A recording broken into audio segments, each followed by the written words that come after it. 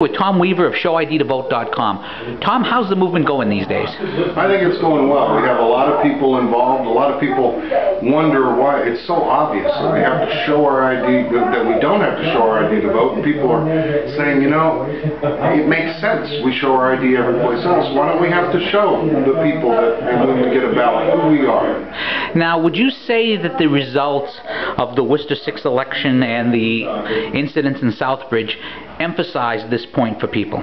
Yeah, well, a lot of people, if you look at the people that do not want us to show our ID, their big thing is it doesn't affect elections. There's no proven fraud. Okay, we had a thing in the 6th district where one vote, well, first it was 4 votes, then it was 1 vote, and then it was deemed a tie.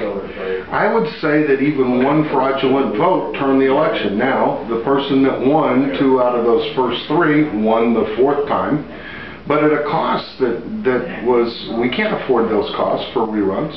So yes, I think it shows that we should show our ID to vote.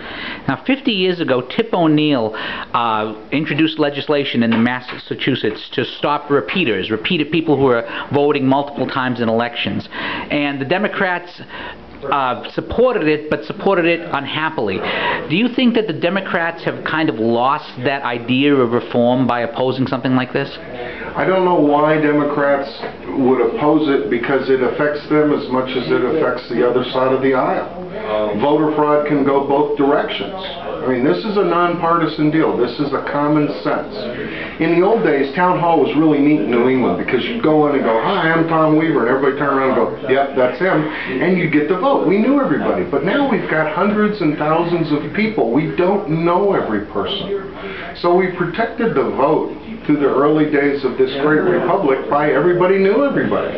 And since you have a society now with communication so easy, it's so easy to get public records, it's so easy to get electronic things, it's so easy to mobilize people, doesn't it make sense to be able to make sure that people are who they say they are? Yeah, it does, and that even makes it it's even a bigger picture, because the first step is that we show our ID. The second step is, how do we register? Are we really citizens?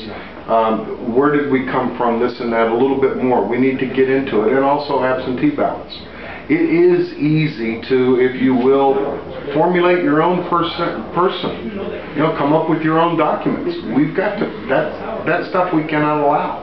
Votes are, you know, elections are very close. And Tom, I understand you're going to be speaking at the Twin City Tea Party on Tuesday? Yes, we are. So we'll be looking forward to seeing you there. That's at the Border Grill and Bar near the Whitney Field Mall, Mill Street in Leominster, if I'm not mistaken. Good. I'm glad I know now where I have to go. I didn't know. Well, you've got to go on Tuesday, because it's Taco Tuesdays. All you can eat tacos, plus they have a magician for the kids. I can use a lot of tacos.